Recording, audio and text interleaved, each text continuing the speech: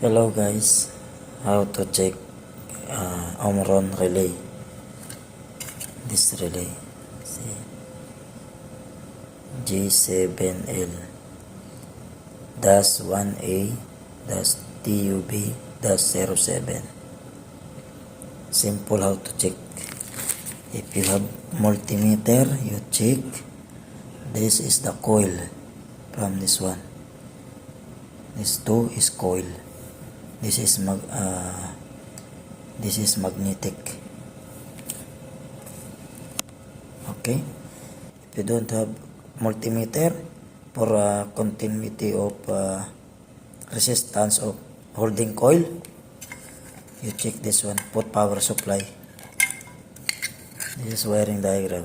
See, 0 1 0 and 1. Put, this is 240 volts. See, 240 volts, and put power supply, and then we'll check.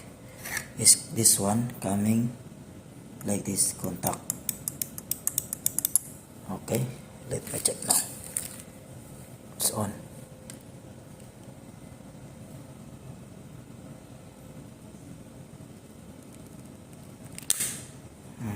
Contact, have contact.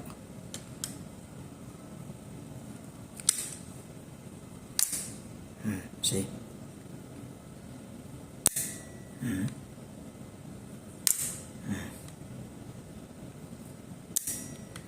Saan? Then, remove.